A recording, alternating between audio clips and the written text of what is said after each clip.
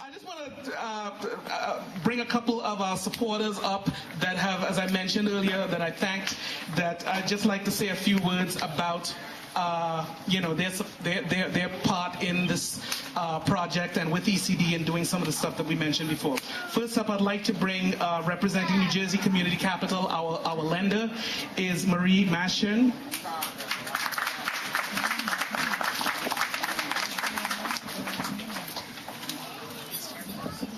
Thank you, everyone. It's a hot day, so I only have a couple of comments.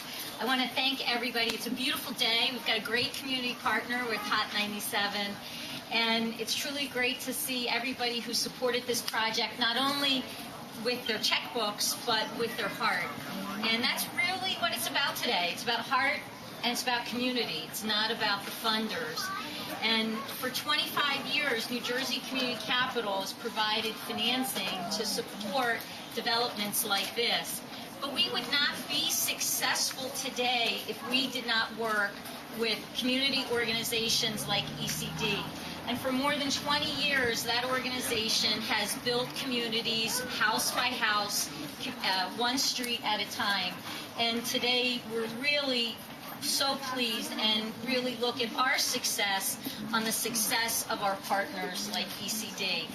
So for one, I'm truly proud to be here today representing New Jersey Community Capital, but I wish to give the organization and New Jersey Community Capital sincere congratulations to Jerry, Don, and Bridget for doing this, and thank you very much for being here.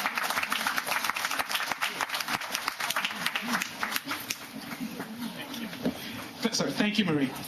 Up next, I'd like to bring up our representative from Local Initiative Support Corporation, which, as I indicated before, has really been a very big part in our NSP program. I bring Judith Thompson-Morris. Thank you. Good morning. I'm also very pleased to be here this morning. Thank you all for coming out and supporting ECD's effort. I echo Marie's sentiment that we're really pleased and happy to see the progress that ECD has made in this neighborhood. And we really want to congratulate ECD for staying the course and for really focusing on not just the redevelopment of the physical fabric of the neighborhood, but also working on the wider holistic effort of redeveloping the social fabric of the neighborhood through their resource center, providing support to families, and backing up their physical effort with the social effort. So we're really pleased at your effort. We're really happy. LISC has been in Newark since 1985, working with organizations such as ECD, providing support in capacity grants, also financing. So we're really here with you, supporting the effort that you're doing, and we're really so happy to see Clinton Hill really reclaiming its status in the city as a premier neighborhood. And we really want to encourage ECD for continuing to remain true to its mission, which is to revitalize community, to empower residents to meet their greatest potential. And so we want to encourage you to stay the course and really congratulate you on this effort here. So have a good day, and I hope you all enjoy the music that we're going to get from DJ and Wallah and Hot 97. Make sure you do a little move before you leave, okay? All right, thank you. All right. As you remember, I mentioned that a big part of our outreach efforts are centered around our community resource center. Well, that would not have existed and was made possible by the generosity of the Wells Fargo, back then Wachovia, Wells Fargo Regional Foundation, and they're represented here today by Crystal Dundas. Good morning, everybody. I'm just so excited to be here. My name is Crystal Dundas. I'm a Program and Communications Officer from the Wells Fargo Regional Foundation.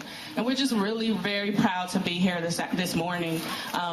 I'm glad that Jerry took the time out to do this because, like he said, a lot of times our grantees spend so much time going along, doing the work, chug, chug, chug, and never take time to say, thank you, and say, we're excited about what we've accomplished so far. So we're just so proud of what they've accomplished so far. At the Regional Foundation, we believe that it's not just the place, not just the beautiful buildings, but it's also the people. And so that's why we're happy that we had the opportunity to fund the Clinton Hill Community Resource Center.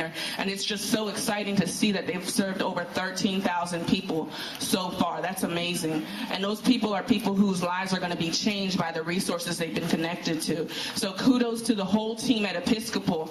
It's their faith and commitment that makes this happen, because the resources can come into the community, but there are so many times along the path that they could say, okay, we give up. Okay, this is too much. This has been too hard. But they have continued to push forward regardless of what has come against them. And because of that, that's why we are seeing the vision come to fruition today. And so I'm really excited again to be here. Congratulations to all of you. And let's just give a round of applause to the ECD team again. Thank you.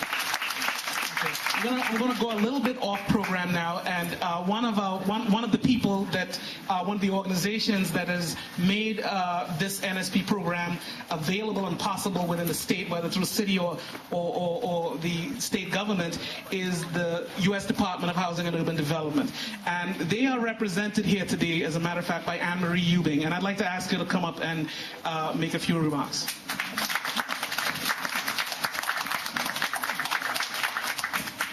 Thank you. On behalf of the U.S. Department of Housing and Urban Development, I'm very happy to be here and really congratulate and celebrate with the Episcopal Community Development Corporation. When Jerry mentioned it, it's hard to kind of step back and take time to celebrate, but at this time, I really think we need to do that. Funds from the Neighborhood Stabilization Program are always being challenged and always being questioned in Congress. And so it's easy to challenge something that you don't know, but when you can see what happens and the success of programs like this, it's very difficult to challenge, because this really does make an impact, not only in this neighborhood, but in the city and in cities throughout the country.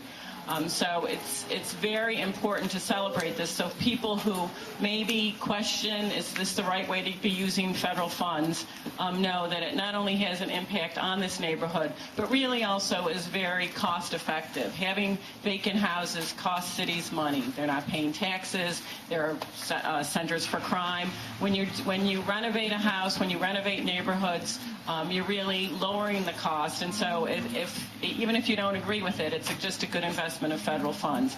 So on behalf of the U.S. Department of Housing and Urban Development, I'm very happy to be here and really celebrate with Episcopal Community Development. It also makes my job easier having somebody like ECD, who you know is going to do work that's going to be good and high quality, because that makes it easier to monitor, easier to show that the funds have been spent correctly, and also to show that they really have the impact that we want them to. So congratulations and enjoy the day, and for the families who are going to be living in here, enjoy your new homes. Thank you. Thank you. Okay, one more slight deviation from our program. I just want to acknowledge the arrival of our Freeholder Representative Bilal Beasley, who's joined us today. Thank you, sir. Honor us with your presence. I'd also like to, because I know which side my bread is buttered on, I'd also like to acknowledge our board president, Episcopal Community Development's board president, John Webb, who is also with us today. Thank you, sir. Thank him for the support of the board that really has given us a free opportunity to really pursue some of the lofty goals, and sometimes they're very lofty, to get us to this point.